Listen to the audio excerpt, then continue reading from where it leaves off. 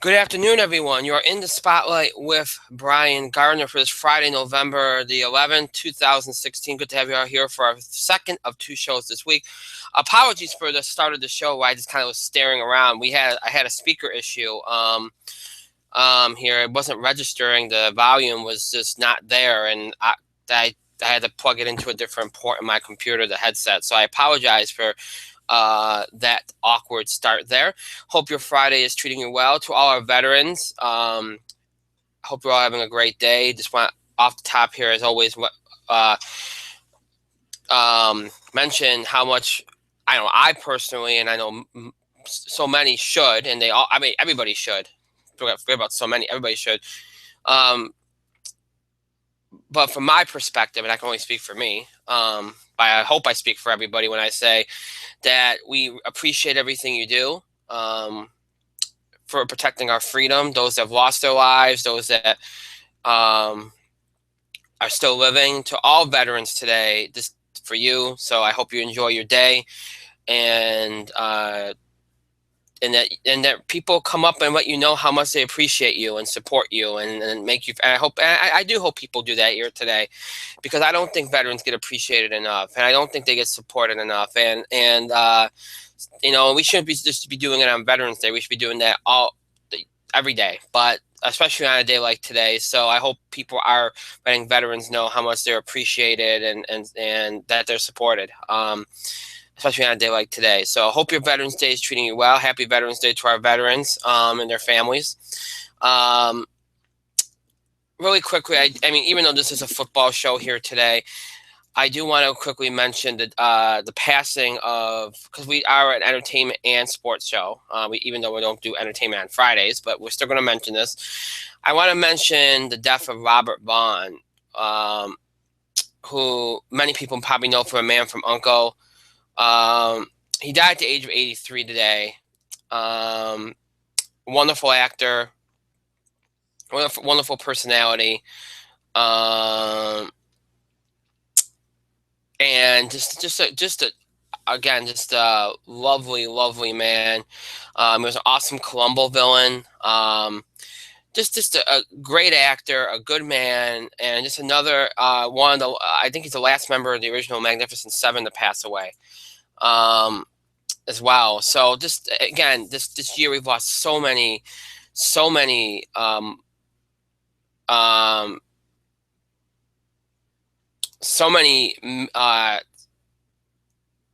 actors, so many icons, so many personalities, so many. We've lost so much this year. We lost a lot of people. We've had a lot of tragedy, and it's obviously been just one of those. It's been one of those years. You're just gonna want when it ends. You're just gonna want to forget about it. You really are. So, Robert Bond passed away at the age of 83 today. Our condolences to his family, friends, loved ones, fans.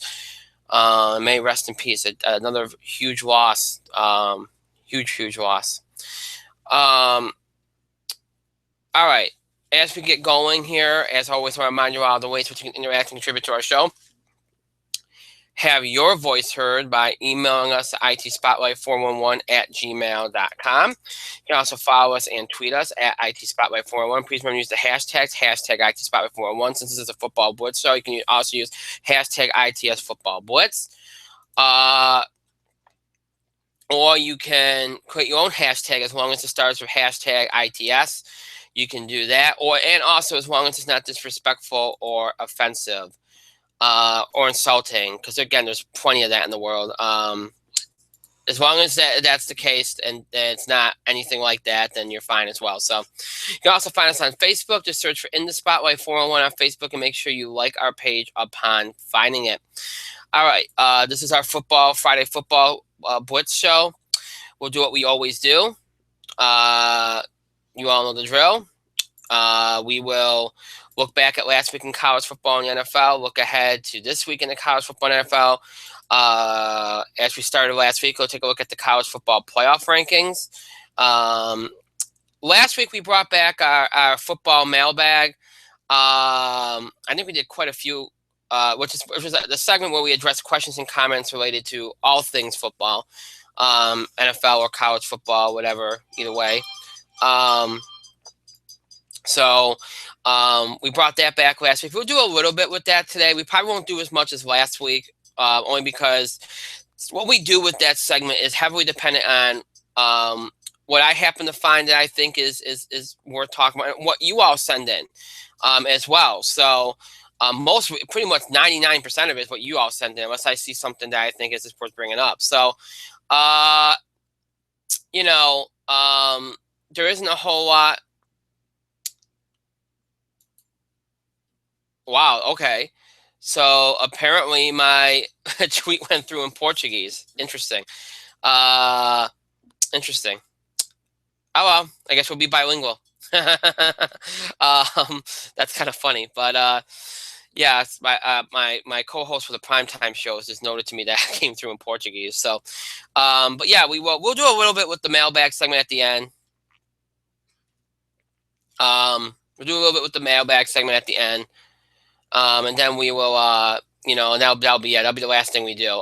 We'll do a little bit with it.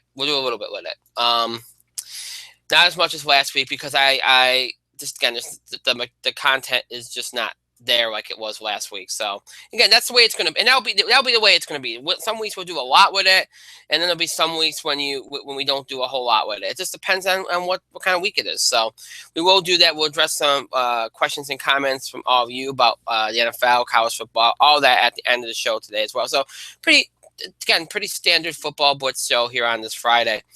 All right. So with that being said, we can get going here as I post the social media links here. And as I said, apparently one of them was in Portuguese on Twitter, which is pretty funny. And kind of cool, actually, if I do say so myself. Let's see here. This is not going to go through. Okay. So we will start off as always, as we always do with the NFL, and looking back at last week. And, you know,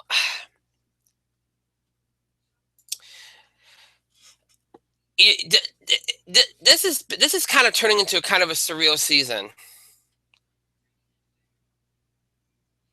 In a lot of ways, in my opinion. And let me tell you what I mean by that. One of the things, and I mention this all the time because I think when you look at in sports, you end up dividing seasons into what you call phases. You look at it and you go, okay, um, you have your phase one, which is the first 4 weeks when you kind of everything's gelling together for teams. You're trying to figure out who they are, what they want to. And then you got your second 4 weeks where it's about, okay, you got beyond all those early season jitters. You've come together as a team. Now it's about trying to figure out if you are a contender or a pretender, or if you're going to be in it this season, it's going to be a rebuilding year or something like, because the trade deadline halfway through the season, that kind of thing. And then the third 4 weeks is where you're trying to position yourself for the playoffs and trying to keep yourself in contention so that for that final 4 weeks you're there. It's about positioning. And then that's really, really where you start to see who's truly a contender and whether they're going to stay in this thing or not. And it tells you that story. Those 4 weeks tell you that story, because by the time you get to week 12, week 13, by that point you're only 4 weeks left. You know who truly has a chance and who doesn't. And then those last 4 weeks are just about closing the deal, basically. Well, this year has turned into a very unique year because I had just got done saying last week how I felt like this year we were probably going to have an easier idea, a quicker idea, I should say, of who is truly going to be a contender and who's not. That we probably have, you'd weed out the teams that are pretenders a little earlier than usual, well before week 12. In fact, I made the argument that last week and this week would pretty much finish off a lot of teams. I don't think I can say that anymore, because you look around the league, okay? You look around the league. You put the Cowboys aside, okay? Put the Patriots aside. You put the Chiefs aside.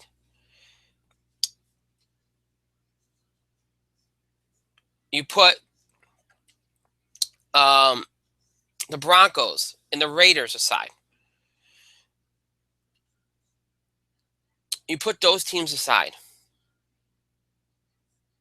right now. And maybe even the Falcons if you'd like. And then look at what else you got, okay? Look at what else you got. You got the Steelers 4-4. You got the Ravens 4-4. You got the Dolphins 4-4. This is all in the AFC. We're keeping in the AFC right now. Chargers are 4-5. Titans are 4-5. Colts are 4-5. Bills are 4-5.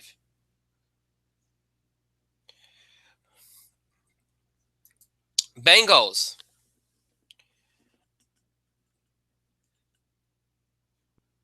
are 3-4.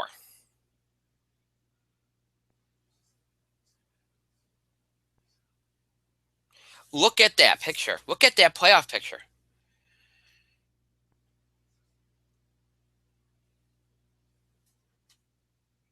I mean, how unique is that in week 9?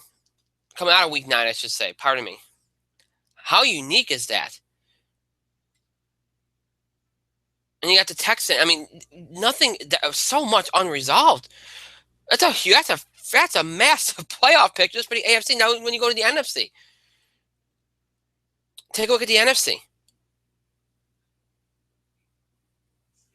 Eagles are 4-4. Giants are 5-3. Lions are 5-4. The Vikings have dropped to 5-3. Panthers are coming back up. They're 3-5. The Rams are 3-5. Saints are 4-4. Packers have dropped to 4-4. Seahawks are 5-2-1. Cardinals, we know what them 3-4-1. Redskins are right there. I think 3-4, I believe, or 4-4. Look at that. How crazy is that? I mean, look at the standings right now. Take a look at the standings right now, okay? So let's look at this. We should start doing this now because you're getting down to the nitty gritty here. All right, again, New England. You look at the AFC, okay? New England's going to be the 1 seed, far and away. Well, not far and away. New England's right there at the 1 right now, okay? Then you got the Raiders that would be a 2, okay? Now, outside of that, okay, your next best records are Chiefs 6-2, Broncos 6-3, Texans 5-3. And the Ravens now 5-4, who won last night. All right, so you look at this realistically. You're looking at again. Then everybody else is 4-4, 4-5, 4-4, 3-4, 4-5, 4-5, 4-5. All right, so you got Dolphins 4-4, Bills 4-5. Okay, you got again we talked about the Ravens 5-4, Steelers 4-4, Bengals 3-4, 5-3 are the Texans, Colts 4-5, Titans 4-5. We mentioned that the AFC West probably might be the best division in football. It was 7-2 Raiders, Chiefs 6-2, Broncos 6-3, Chargers 4-5. I mean, look at how big that picture. Really, if you look at this conceivably right now, the only teams in the AFC that are out of the playoff picture: Cleveland, the Jets, and even that's not impossible at this point. It's a long shot, but it's not. It's still there. And the Jaguars. Everybody else is still alive.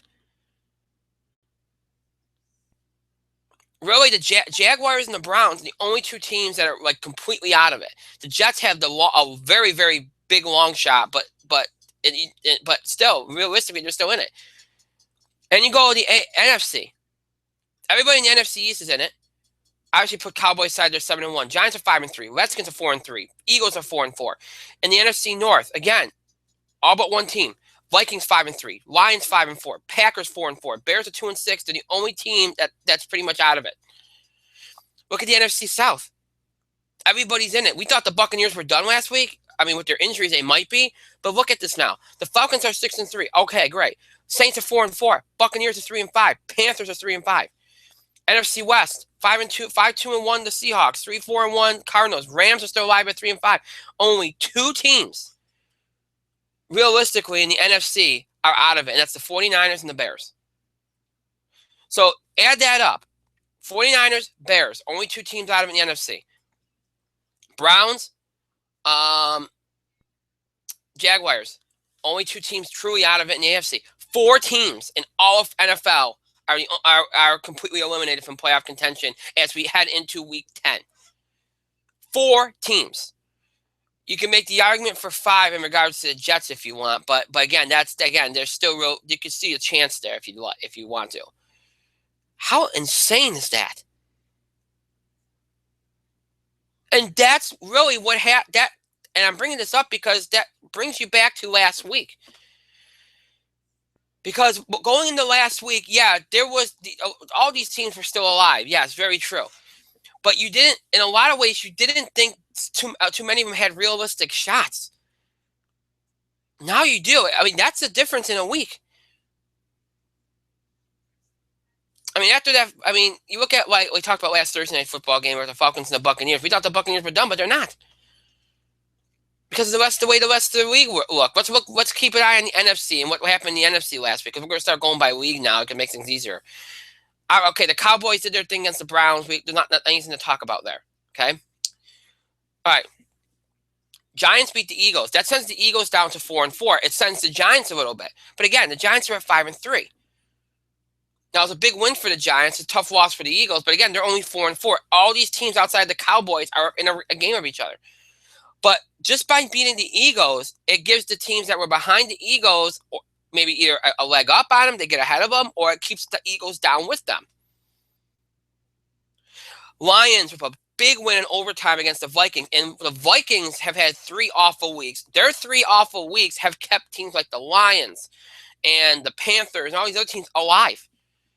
So if they continue to fall, they fall out of place. Somebody else is going to take their spot in the pecking order. Vikings have played terrible. Again, they just cannot create offense. We talked about that's been their problem since they had that bye week. It took all their mojo away, took all their momentum away. They have been terrible.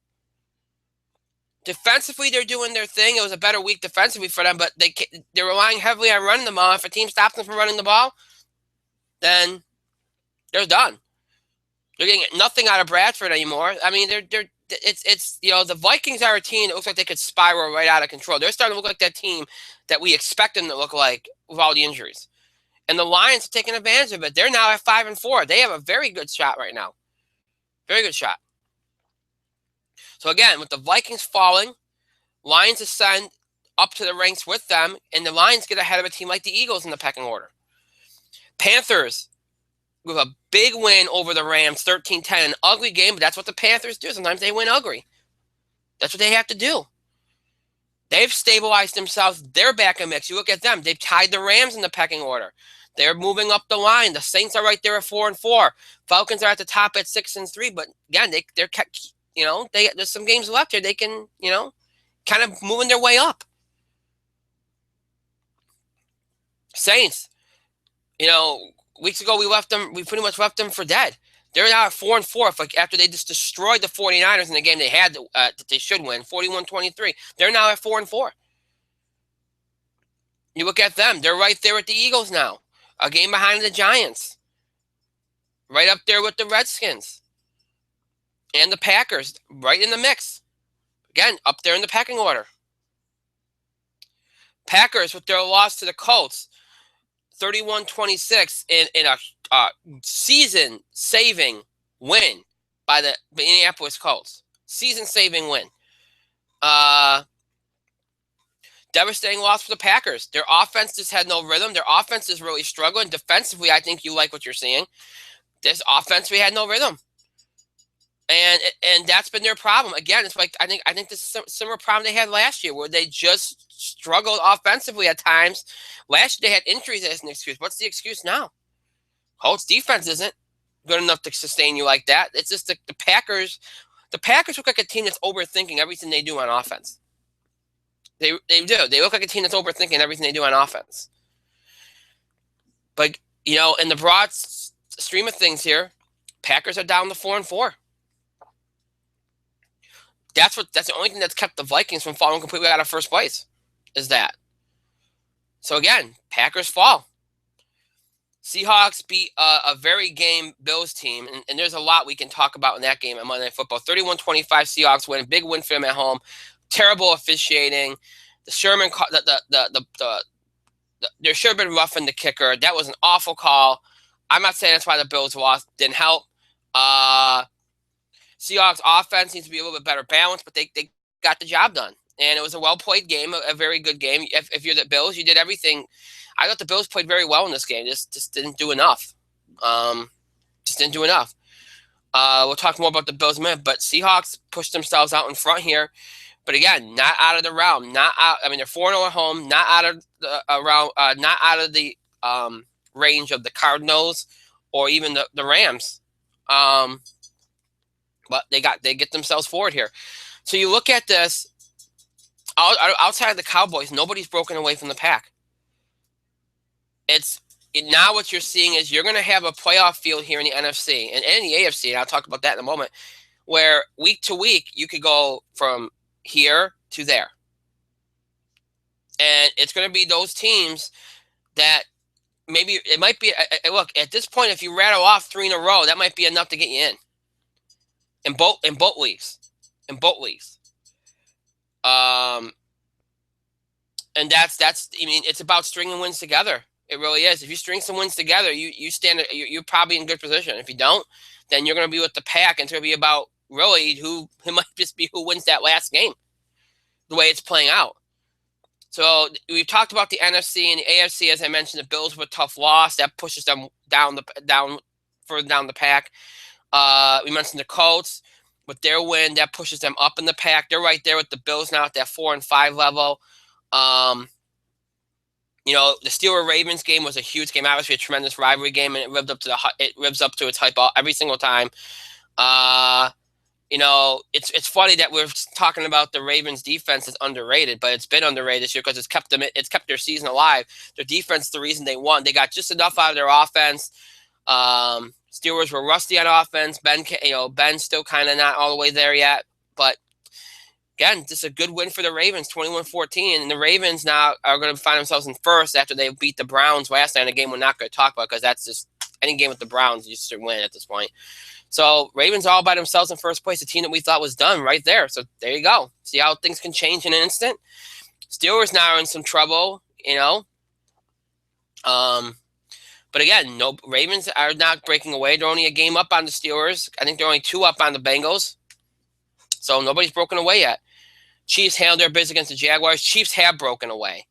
They have broken away. Speaking of teams that have broken away from the pack, Broncos and the Raiders, which was, my opinion, the best game of the weekend. What a performance by the Raiders, and how good have the Raiders been? Who would have thought?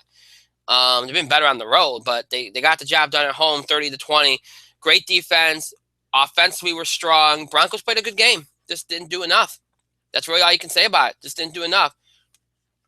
A great team effort by the Raiders, who are now in first place by themselves in a very good AFC West.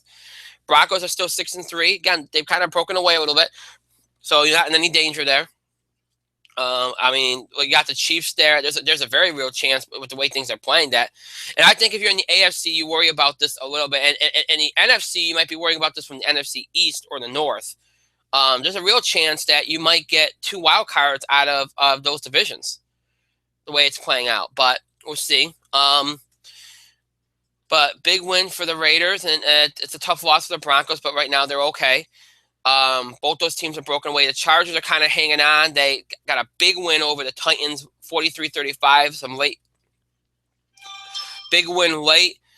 Great job by the defense. I'll give the Titans credit. I thought they played reasonably well. I did. I thought they played reasonably well. Probably the best I've seen the Titans play in a while. But Chargers got it done. Eventually, they had to have some luck on their side. They got some luck on their side. And you give them credit for that, It was a big win for them, keeps their season alive. Titans now, the division's bad, so they're still alive. But, again, they're right there with the rest of the pack. The teams that break away are going to be the ones that lock it up. The teams that don't are going to be fighting for their lives, and it might be a war of attrition. Outside of that, I think we talked about every other game. Jets, Dolphins. Dolphins have kind of. So, this is what the Dolphins do. They've done this over the years. They play badly to start, and you forget about them, and they slowly sneak their way back in. They might pull off a couple upsets. They've done that. They've beaten the Bills. They've beaten the Steelers. And quietly, they've gotten themselves to 4-4. They're 4-1 at home. They beat the Jets 27-23, and they're right there now. So, quietly, they put themselves into the mix. So you look at this and what's happened over the last week, it really has changed the way you view this season. It's really changed the way you view this season. You're not going to have things wrapped up. You're not going to see this concise playoff picture like I think myself and a lot of people thought maybe you would have even a week ago. I know 1 week shouldn't have changed it. Like for many people, they're going to say, well, it's been obvious over the last couple of weeks that nobody, other than a few teams, nobody was really breaking out. Yeah, but I think that last week was set up to be the kind of week that would have put an end realistically to some teams, and it didn't do that. Just the way it played out, it didn't do it.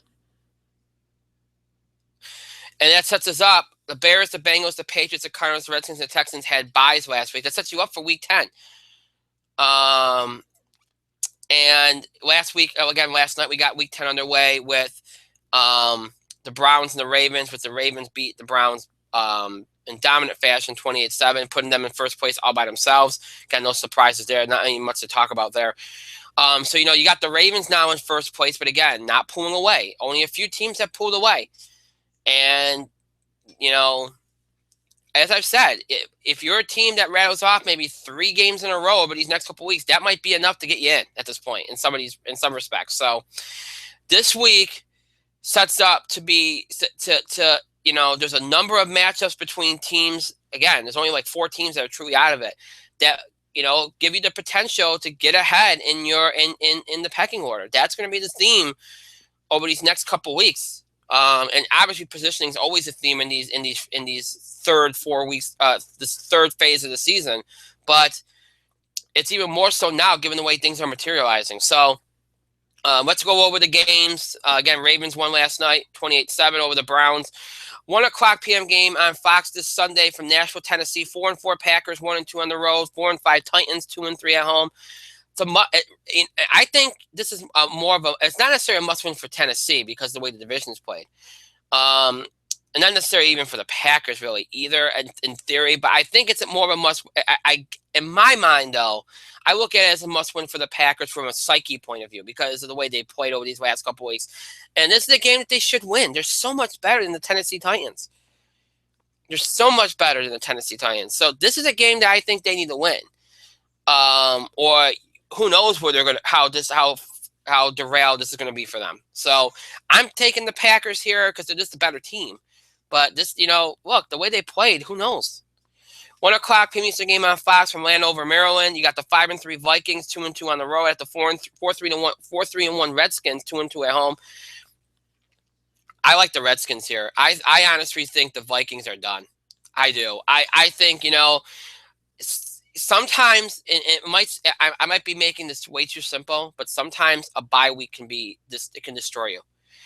And for a team that was believing that they could do it without the players that they didn't have, for a team that had all the momentum and was so dominant from a defensive standpoint, from a running standpoint, that was their formula: run the ball effectively, play good defense, and they were winning with it.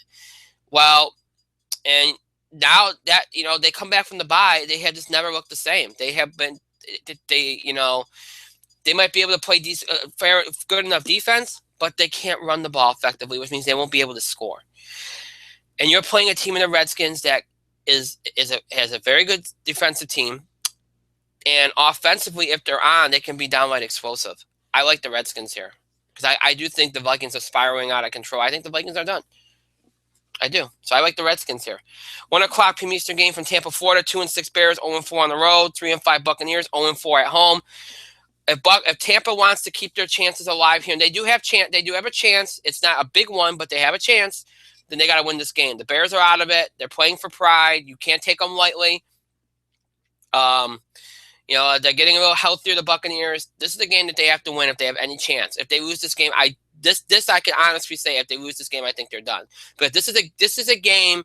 If you're going to be a playoff team, what I've always said, you've got to beat the teams that you should beat. Tampa's better than the Bears at this point. They should win this game. If they have any aspirations to be in the playoffs, they need to win this game. So because of that, because I've believed in Tampa since before the season, and I thought they were a sweeper team like the Raiders. Because of that, I'm going to pick Tampa here because I think they know the circumstances they're in. This is essentially a elimination game for them. So I think they know that, and I think they'll respond accordingly, and I think they'll win it. I don't think they'll win it by a lot, but I think they'll win it. 1:00 p.m. Eastern game on CBS from Charlotte, North Carolina. 6-2 Chiefs, 2-2 on the road. 3-5 Panthers, 2-2 at home. Carolina has put themselves back in the conversation. They're not all the way back, but they're in the conversation. They're playing a red-hot Chiefs team that's doing what they always do, dominating the middle portion of the season and putting themselves in a good position to make the playoffs. We know what kind of team the Kansas City Chiefs are. We know they'll be competitive. We know they'll be in this game. We know they won't be undaunted. You're looking at a very close game here. The Panthers the Panthers are going to have to work extra hard here because the Chiefs are not going to beat themselves. It's going to be, you're going to have to see a defensive effort like last week.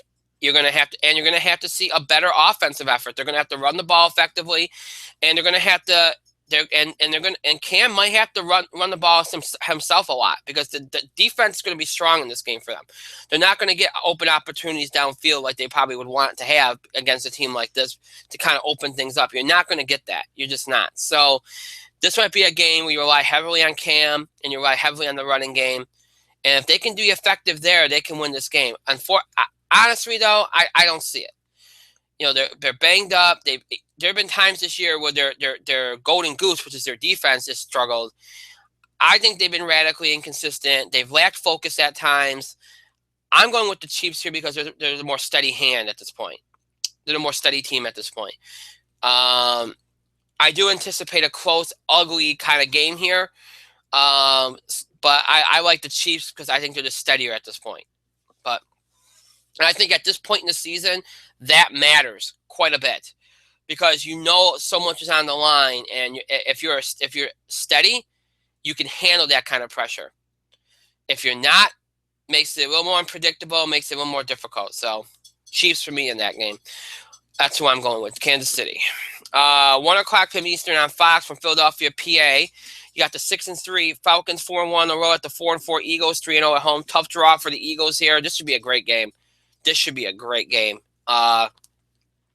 Really anybody's game. Both these teams, I think, Atlanta's been the number one offense in the NFL, shockingly, which, again, you point to the fact that this could have happened years ago if they just kind of stopped playing it too close to the vest and stopped being so cautious. But they're not now.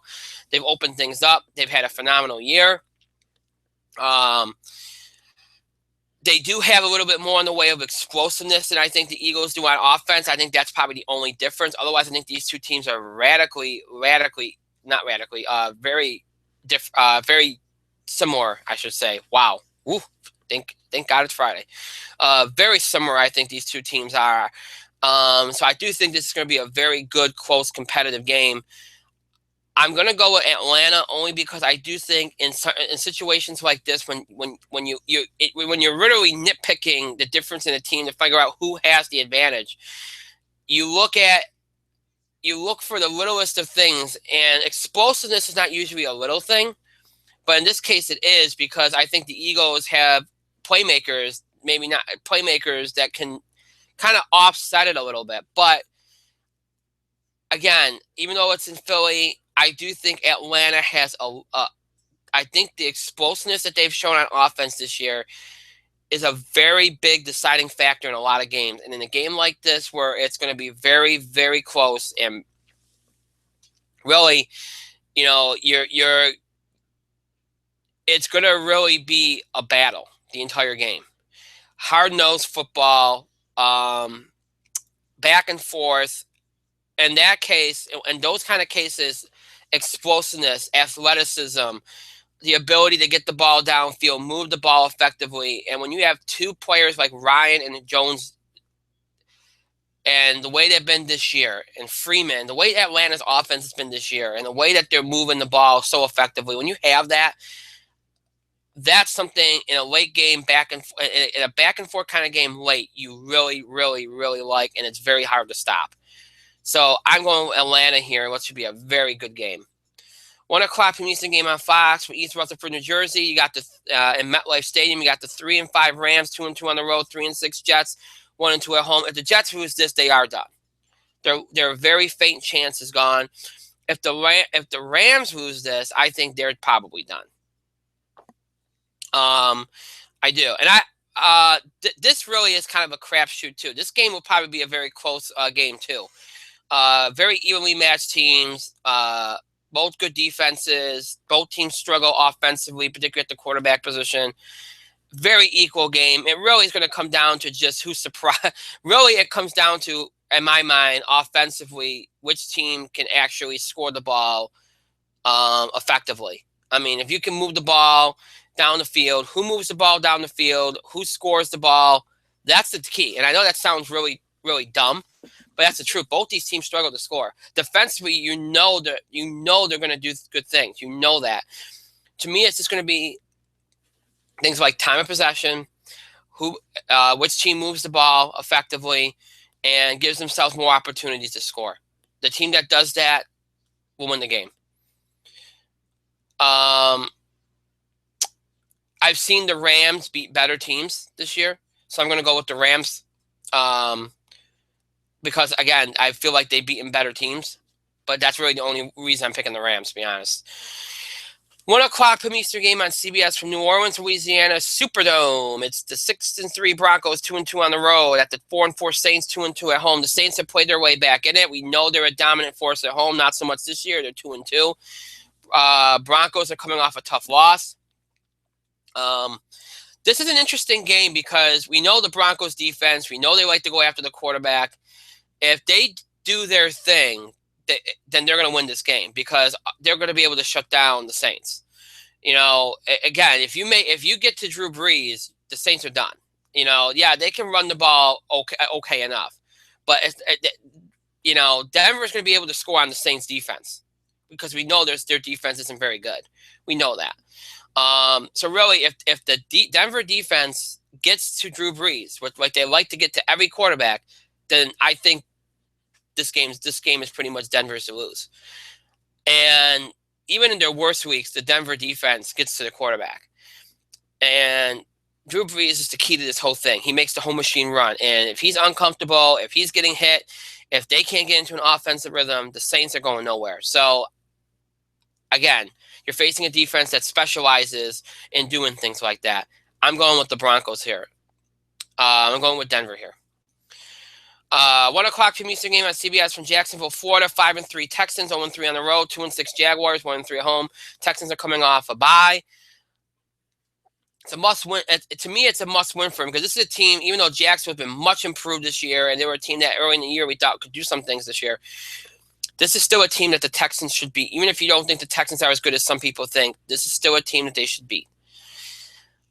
Jacksonville's going to play tough, and they're going to be competitive.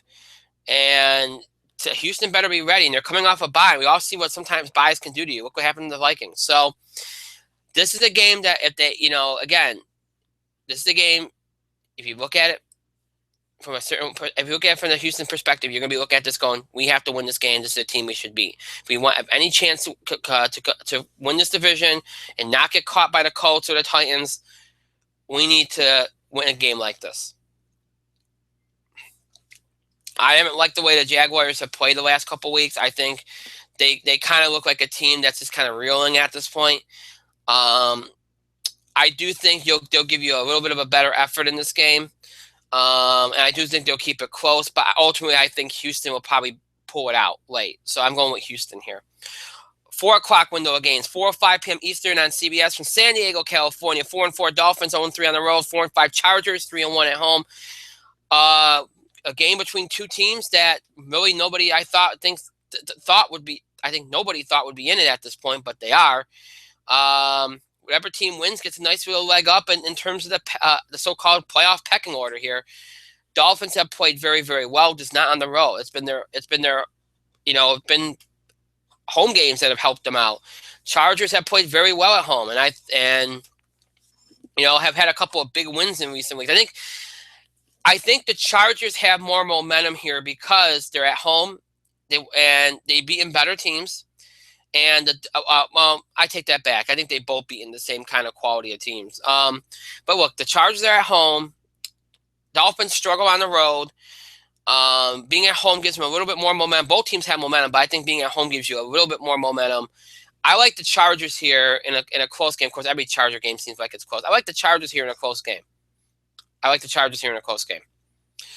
4:25 p.m. Eastern game on Fox from Heinz Field in Pittsburgh, PA. One of the games of the weekend. 7-1 Cowboys, 4-0 on the road. 4-4 Steelers, 3-1 at home. It looks like Tony Romo is not going to play. There's been a lot of speculation this week that it would be a coaching decision. Doesn't look like he's going to play. That's the right decision because if Prescott plays, I think the Cowboys win. Even on the road, I think the Cowboys win. I've seen enough from the Cowboys, particularly on defense, to feel comfortable with them.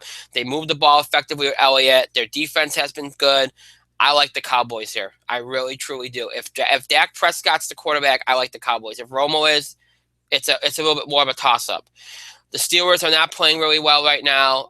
The offense, most especially, seems like it's out of the rhythm, which is expected. Ben was hurt. He came back. They're trying to get things back get back in the swing of things. I expect a little bit more from them this week, but I defensively they've even had some flaws in recent weeks where I think that they've kind of had some lapses in not only in coverage but most notably in focus. Sometimes their defense doesn't look focused. So the way that they come into this game playing versus the way the Cowboys are playing, and as long as Prescott's the quarterback, I like Dallas. 4:25 p.m. Eastern on Fox from Glendale, Arizona. 1-7 49ers, 0-3 on the road. 3-4-1 Cardinals, 2-2-1 at home. I like Arizona's the better team. Arizona should win this game easily, no doubt about it. So Arizona all the way here in this game. I'll just save myself some time there. 8:30 p.m. Eastern game. Sunday Night Football on NBC from Foxborough, Massachusetts. Gillette Stadium. 5-2-1 Seahawks. 1-2-1 on the road. 7-1 Patriots. 3-1 at home. A rematch of the Super Bowl from 2 years ago. Should be a gritty, hard-hitting, tense game. I'm really looking forward to this game. I really, really am. And in my mind, okay, folks, this is the last hurdle for the Patriots before they get to the playoffs. If they beat the Seahawks, I think they're going to run the table in November and December and win every game. I don't think they'll lose a game the rest of the way into the playoffs. If they win this game, I think they'll run the table the rest of the way into the playoffs. I really do. I really do think that. Defensively, the Seahawks are playing well. Offensively, they have to find a better balance. I mentioned that earlier. If they get that balance in this game, I think they'll be in good shape. We know it's going to be a close game. Again, I think for the Seahawks, it's all about balance within the offense. If they have that balance, if they're able to run and throw the ball effectively, they have a good chance. If they're not, Patriots are going to win. Because you can't beat the Patriots being one-dimensional. You can't. Brady's been great. The Patriots have been great all around. You can't really say anything bad about them. I mean, the secondary still has some issues, but you can get around those. They've done enough there to get around them. I still like the Patriots in this game. They're tough to beat at home. They've been so dominant. They've had so much momentum. I still like the Patriots here, but it's going to be a close game. It's definitely. I feel like I've been saying a lot of that today because there are a lot of close games here set up for Sunday. But it's the truth. It's going to be a close game. It's going to be a gritty, kind of grinded out kind of game. But I think it's going to be a good game. And I like the Patriots, but Seahawks are going to make it a game. They're definitely going to make it a game. So, and don't be surprised if the Seahawks pull it out. And if they don't, then I don't think the Patriots lose the rest of the way, at least until the playoffs. Monday night game, 8:30 p.m. Eastern, ESPN from MetLife Stadium. 3-4-1 Bengals, 1-3 on the road. 5-3 Giants, 3-1 at home. Giants are in decent position here. They're 5-3 right now. Kind of puts them out in front of a lot of teams in the NFC. They're at home here where they played much better this year. They're playing a team in the Bengals that, it looks like they've kind of stabilized themselves. remember, I was making the argument that with their body language, they just look like a mentally broken team. Well, they've kind of stabilized a little bit. So they come into this game, I think, on a little bit better better footing, I think, than they would have a couple weeks ago. They're gonna be a well-oiled machine like they usually are. They're gonna do some good things on offense. They're gonna be solid enough on defense. The key to this game for me is if the Giants pass rush gets to Dalton, routinely, consistently, then I think the Giants are in good shape because offensively the Giants have figured things out. They've been playing really, really well. The Bengals are going to have to score with the Giants here. They're going to have to put up points if they don't.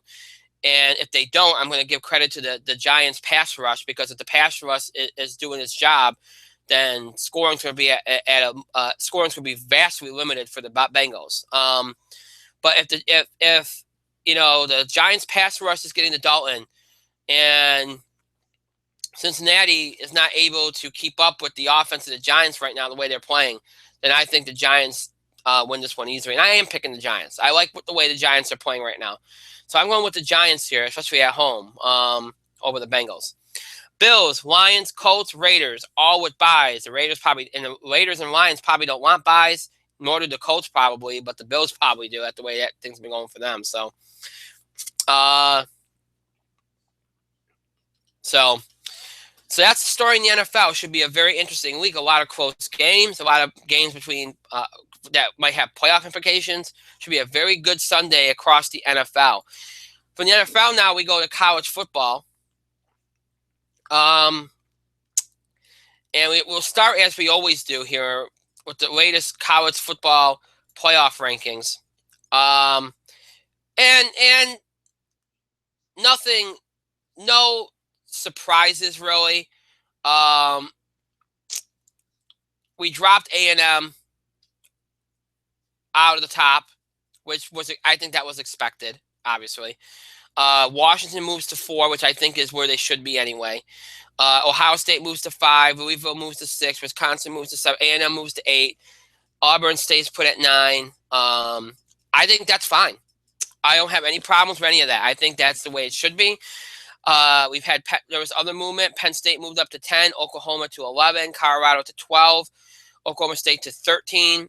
Virginia Tech to 14.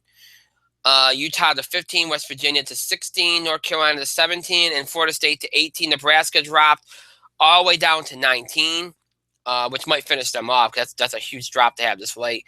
USC jumped back into the pool at 20. Western Michigan moved up a couple spots to 21. Boise State moved up a couple spots to 22. Washington State moved up to 23. LSU dropped all the way to 24, which probably finished them off, and Arkansas jumped back in at 25. Honestly, I think this is. I got to give the committee credit. Two straight weeks, I think they did a good job. I do. I think they did a good job. I don't have an issue with any of these teams in these rankings. Obviously, Baylor and Florida are both out. So as you look at this right now, the scenario is still the same as last week. Alabama looks like they're set at this point. They're going to be in the top 4 no matter what, even if they lose. Louisville and Clemson are still close enough that, a loss could be devastating. Again, I do not see a scenario where Louisville gets in over Clemson because Clemson beat Louisville. So you got that factor to still consider. Michigan, I think still a lot of things come down to Michigan, Ohio State. We'll see how that plays out. If Washington wins out, they're in. So, I think, you look at these scenarios here, they still stay the same. Obviously, some teams have improved their standing. Wisconsin has, Louisville has, Auburn stayed put. Penn State is in the mix now. I think you have to really start to look at Penn State as a dark horse. Oklahoma's back in the mix.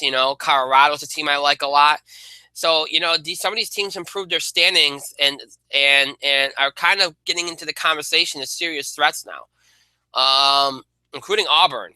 And then you got A&M that really hurt their chances this past week, and among some other teams that hurt their chances, like Florida, Baylor, obviously.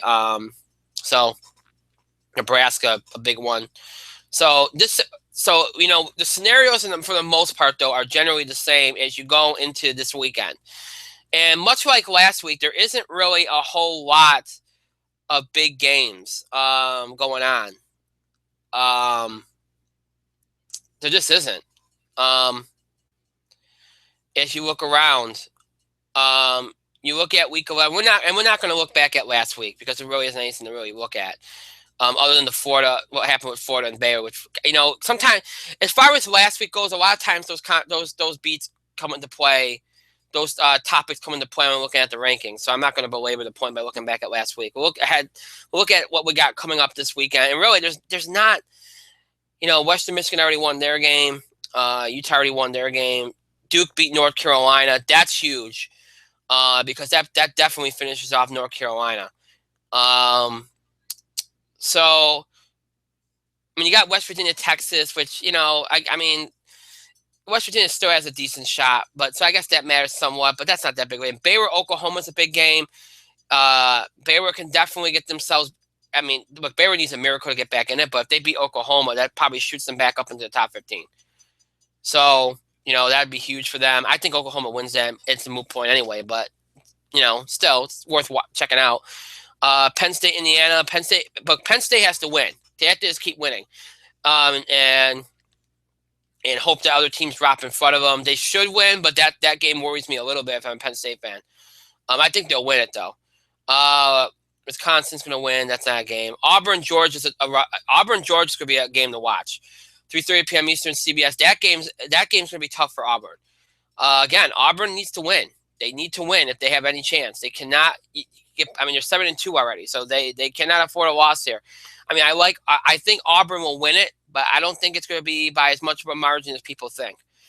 Ohio State, Maryland. I think Ohio State will take that one. That shouldn't be too much of a problem.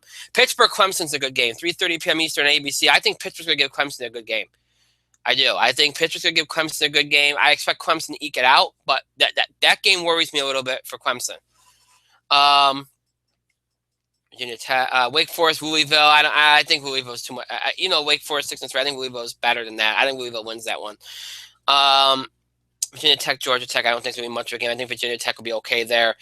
Arkansas, LSU. Neither team I think is really in the mix, but that's a good game from a standpoint of a rivalry. I actually like Arkansas's there, but again, that game doesn't really matter too much in terms of the top playoff rankings.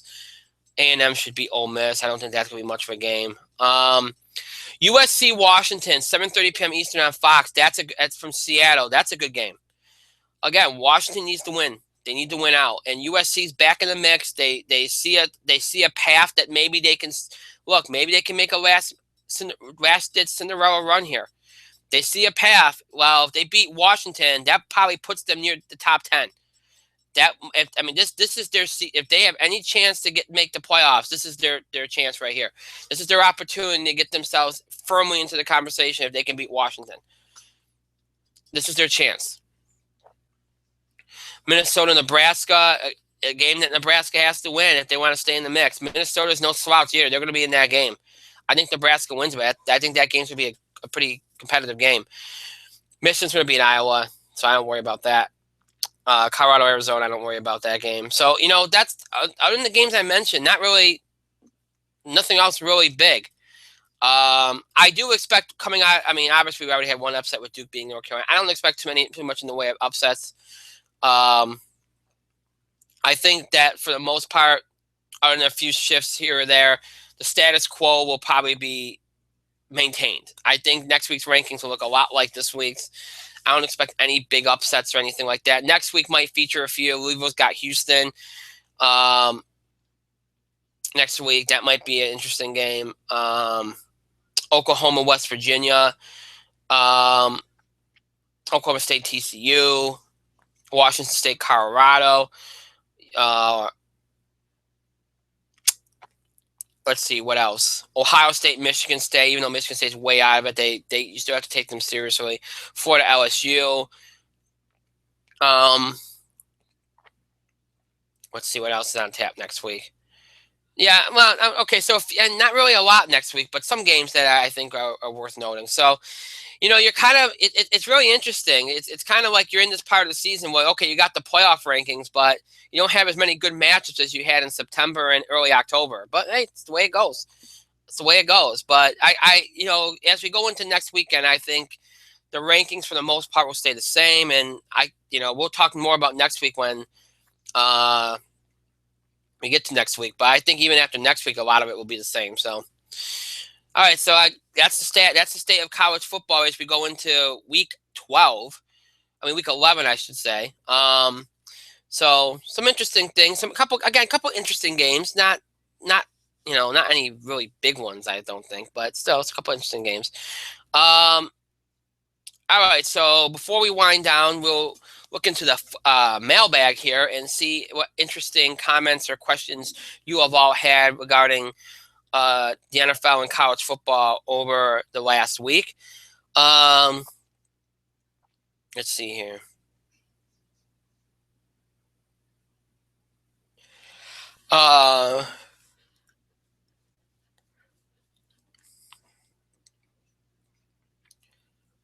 Why do you think Baylor's record? Why do you think that they dropped Baylor completely out of the rankings?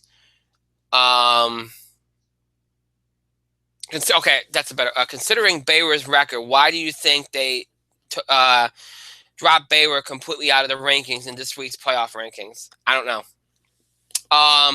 Although, like I said earlier, when I looked at the rankings, I honestly don't think anybody should have been taken out either. So, I really don't have a problem with it, but I mean, I don't know what their rationale was because Baylor. I mean, they are 6-2. I mean, I don't. I mean, I don't know. I guess it might be more about the teams they felt like had to be in there than the fact. I mean, I don't think they really looked at. All they knew about Baylor is that they lost. They get, for them it was enough to take them out of the poll, out of the rankings. I don't know. I mean, I think it was more about the fact that the teams that were in back of them all performed well, rather than the fact they lost, and it was about just moving Baylor out. It might have just been the fact they just didn't have room to put them. I mean, Florida and Baylor were right there, right outside the rankings. So goes to show you that probably means that it was. I mean, Florida shouldn't have been dropped all the way out either in a lot of ways. But again, it's one of those things where I think Florida and Baylor should be in there too. But you only got 25 spots, and everybody else performed well, so they put them in there. I mean, I think it's more about the teams the fact that everybody else played well than it is about the fact that Baylor and Florida lost. It's a pecking order. Everybody else won. They move ahead. They just didn't have enough spots for Baylor and Oklahoma. That's really what it came down to. They didn't think that they've shown enough to stay in. But Baylor and Florida, I should say, didn't think they did enough to stay in. That's pretty much what it was about. I mean, I was surprised, but if you look at it, if you look at it from the perspective that everybody else behind them played well and deserved to move up, then I think it makes a little bit more sense. You mentioned you addressed this last week, but now that it's been said that the Tony Romo move is a coaching decision, and he's listed as questionable versus the Steelers, do you still maintain? What do you think the Cowboys are going to do? And you still maintain your position? Well, I told you last week I wasn't going to change my position. The only way I would change my position on the Cowboys situation is if Dak Prescott all of a sudden started playing well or got hurt. Playing badly, I should say, and got hurt. Okay, if that either one of those things happened, then obviously I'd be okay with it. If they didn't, then I don't see why you get rid of something if it's not broke, you don't fix it. We've seen teams do that before, and it messes up everything. You don't need to do that. We are going into we are in week 10. Okay, we don't need to be doing that right now. If you're the Cowboys, you're 7-1. Things are going well. Why mess with that? I know he's your franchise guy. I know but he's also in his late 30s. He's injury prone.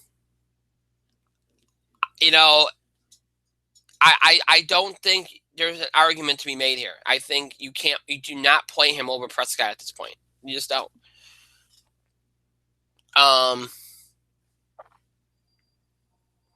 Let's see.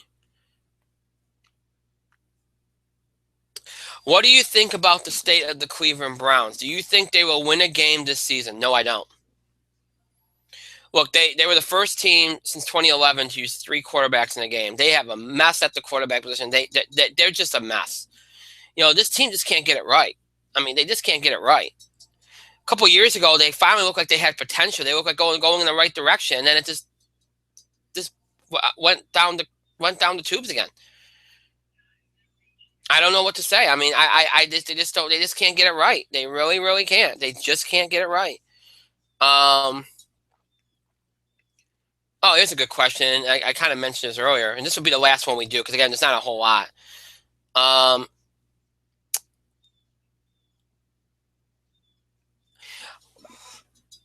Do you think that college football made do you think college football made a mistake by seemingly stacking their schedule for the first half of the season and letting the month of November be as lackluster as it's been scheduling wise? You are right about something. It's a weird schedule this year because I keep looking at the schedule and expecting big games to pop up. We had an abnormal amount of big games early on this year. I know that they wanted to put emphasis on the first week or two and get some big games out there early, like all the other sports do now. And I respect it. That's fine. But I remember when you'd have some games at the end of September and the first part of October, maybe where like, okay, you know what, slow going right now, it's early. Then once you get to mid-October, you start getting the big games. Well, we're not really getting that this year. I mean, you look at Alabama; they played most of their tough games already. I mean, I do think they need to find a balance. I mean, and again, folks, it's not that's not really all complete with the NCAA either. Like sometimes it's up to the schools themselves with the schedule too. I mean, yeah, it's been bad. It's been bad. These last couple of weeks, it's been hard. I feel bad because we're trying to talk about college football and we got the rankings and everything, but there's not really a whole lot you can do with it right now when there's not a lot of big games to talk about. These last couple of weeks, there haven't been a lot, and it looks like this next week there's not going to be a lot. So, I mean, it is what it is. I do think they need to find a balance. And hopefully they do. Hopefully, I mean, last year, I know late in November, we had some good games.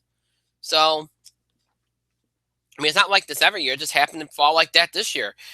I mean, there's still a couple of weeks left. Hopefully it picks back up so we have a good ending here as we go into the postseason. So, all right. So, we've covered everything I think we have to cover. So I think we will start to wind down. As always, it's because the show is over. It does not mean you have to stop interacting and contributing to the show. You continue to have your voice heard, and it's your feedback, your questions about the show and the scheduling of the show, topic ideas, or breaking news items that you want us to cover related to sports, entertainment, or wrestling. Again, questions about the show and the scheduling of the show, reactions, comments, or opinions on things we said on the show, things we talk about. Any of these things you can do by email, Facebook, and Twitter. You can email us at itspotlight411@gmail.com. You can follow us and tweet us at itspotlight411. Please feel free to use the hashtags, hashtag itspotlight411, hashtag ITS football blitz if you'd like. We talk about the football blitz, or you can create your own hashtag as long as it starts with hashtag ITS, and also as long as it's not disrespectful, insulting, or flat out mean. There's enough of that in the world. We don't need that, so please do not do that. We also encourage you to follow us on Facebook. Just search In the Spotlight 411 on Facebook and make sure you like our page upon finding it. We encourage you to follow us on Facebook and Twitter for the latest information about our show, especially as it relates to scheduling. Any postponements, delays, changes will be, sometimes we don't know about them ahead of time. So the only way we can tell you is through social media. So you want to make sure you follow us on Facebook and Twitter to get the latest information about our show. We also post other things on there as well. So make sure that you do that so that you can be up to date on everything going on with the show. If you'd like to keep up with our show and look back at episodes, you can do all that in in 4 ways. You have 4 ways in which you can do that. If you're a fan of streaming, if you're a fan of seeing us on screen, and especially if you're interested in more of our recent episodes, if any of that applies to you, then you want to search for us on Google Plus and YouTube. So search for In the Spotlight 411 on Google Plus and YouTube, and you'll have access to every episode we've done since mid-October of last year all the way to today's episode. all available to you anytime you wish. You can stream them. So if you missed an episode, missed a part of an episode, just want to check out an episode again, you can do all that here on Google Plus and YouTube. Just search for In the Spotlight 411. If you're somebody that doesn't really like seeing us on screen for whatever reason, maybe you're not comfortable with it, maybe you don't like streaming, maybe you prefer audio podcasting, maybe you like listening on the go, or just plain out listening instead of seeing us on screen. And especially, too, if you're interested in older episodes of our show, if any of that applies to you, then you want to search for us on our main host sites, Podbean and iTunes, to search for In the Spotlight 411 on both those sites. And you'll have access to every episode we've ever done in the 6 years we've been doing the show. So everything from October 2010 all the way to today's episode is available to you, and from the most recent date to the oldest on both sites. So whether you're a longtime fan that wants to check out old episodes again, or a new fan that wants to check out old episodes for the first time, or you're looking for recent episodes of our show because you might have missed a few or missed part of an episode, or just want to check out an episode again, whatever the case, you can do all that on Podbean and iTunes and listen to us on the go anytime you want. Just search for In the Spotlight 411. Again, search for In the Spotlight 411. So Google Plus, YouTube, Podbean, iTunes, all ways to keep up with the show and look back at episodes anytime you want. Just make sure you search for In the Spotlight 411 on all those sites, and you'll be all good to do that. Those resources are there for you anytime you need them, so feel free to use them. I want to thank myself for a great show, pat myself on the back, and thank all of you for your continued support and contributions to the show. Thank you so much for watching. To those that will be watching or listening later, thank you to you as well. Again, happy Veterans Day to our veterans and their families. And that's going to be it for today, and that's going to be it for this week. We are done for the week. Next week, we have 3 shows. Of course, our next football Blitz show will be a week from today, more than likely at the same time, 2:30 p.m. Eastern Time. So please note that. We'll do the same we always do. Look back at the previous week in college football and NFL. Look ahead to what's to come in the week to come. And of course, do college football playoff rankings and all that stuff. Our primetime shows next week, Tuesday and Thursday next week, both broadcasting and streaming live on on YouTube at 9:00 p.m. Eastern Time. Tuesday, we'll be doing a sports entertainment combo show. We'll talk about the latest in sports. Outside of football, of course, that's for Fridays, obviously. And our entertainment portion of the show, we'll do our box office beat, TV highlights, all that good stuff on Tuesday. Next Thursday, we'll have an all-wrestling show previewing next Thursday, I should say. I think I said Tuesday, but next Thursday, I should say, we'll be having an all-wrestling show previewing WWE Survivor Series pay-per-view. We'll go over the card, make predictions, all that good stuff. And at the end of the show, as always, we'll have questions and comments addressed from our fans. So if you'd like to submit a question or comment for that show, you can do so either before the show or during the show next Thursday. So that's what's coming up next week. The week after that, we'll have 2 shows. One of them will be definitely on Tuesday night in our normal time slot. The other one, I do not know. It'll be during the day. We won't do it that week. Football. The football Blitz show will not be on Friday. It definitely won't be on Thursday. That's Thanksgiving week. More than likely won't be on Wednesday, which is fine. Again, football is early. Most games are earlier that week. So it'll be Monday or Tuesday during the day. But I'll let you all know more about that next week. So just a little kind of guide into what's going on next week and the week that follows. So until next week, I hope you have a great rest of your day, a great rest of your Veterans Day. Again, happy Veterans Day to all of our veterans and their families. I hope you have a great rest of your day, a great weekend, and a great start to your week next week. We'll see you back here for our next show. This coming Tuesday night, November the 15th at 9:00 p.m. Eastern Time, broadcasting and streaming live here on YouTube. Until then, happy Veterans Day, everybody. Have a good weekend.